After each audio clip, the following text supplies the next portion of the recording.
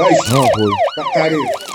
في عام 1999 بالضبط نهار 20 ابريل مع ال 11 متاع الصباح خرجوا زوز تلامذة 17 و18 عام واللي كانوا يقراوا في كولومباي هاي سكول من ولاية كولورادو الامريكيه. ركبوا كل واحد منهم في كرب، وقت اللي وصلوا لهاي سكول جبدوا سلاحاتهم وبداوا يقتلوا في الناس الكل الموجوده الغادي. ما وقفوا الا ما قتلوا 13 تلميذ ومعاهم معلم، والعمليه ذي خلفت زادة 21 مصاب. من بعد دوروا سلاحاتهم وقتلوا بعض. في الوقت ذاك في عام 1999 مذبحة كولومباي كانت من أكبر عمليات إطلاق النار اللي صارت في الولايات المتحدة الأمريكية. فالنقاش كان وقتها حول إنه كيفاش العنف انتشر في المجتمع، إنه الأفلام اللي فيها عنف قاعدة تأثر على العباد. فقبل ما يصير هذاك بسبع أيام هكا كانت شركة فوكس، شركة إنتاج سينمائي أمريكية معروفة برشا في الوقت هذاك، كانت تحضر باش تخرج الفيلم تاعها فايك لوب في الصالات نتاع السينما. فوقت اللي صارت الحادثة ذيك وبحكم فايك لوب في برشا مشاهد تاع عنف، ألغوا إنه يطلع الفيلم في الوقت هذاك. قرروا إنهم يأجلوا موعد صدور الفيلم ل6 شهور لقدام. تصور أنت أجلوا الفيلم كامل 6 شهور لقدام. تعداو ك6 شهور والناس بدات تنسى شوية، وكان نقاشك اللي كان وقتها بدا ينقص بشوية بشوية. أول ما طلع فايك لوب في الصالات تاع السينما، نفسك النقاشك اللي كان من الأول عاود رجع، والناس عاودت تنتقد في الافلام اللي فيها العنف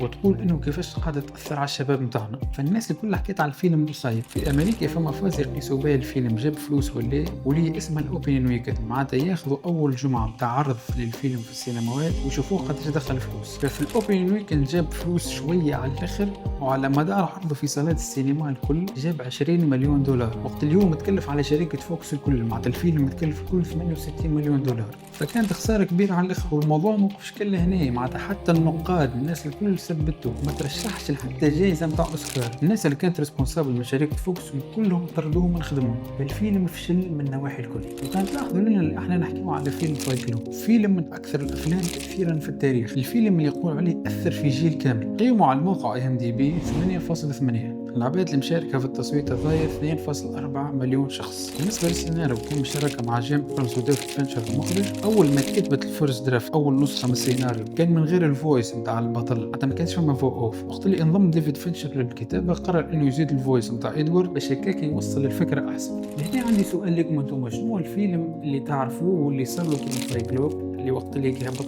الناس فهمته بالغلط والا هبط في وقت غلط؟ فالفيلم تظلم على النشر وما خذاش التقدير متاعه الا بعد سنين من اللي تعرض. اذا كان عندك فيلم بارتاجيه معنا في الكومنتس.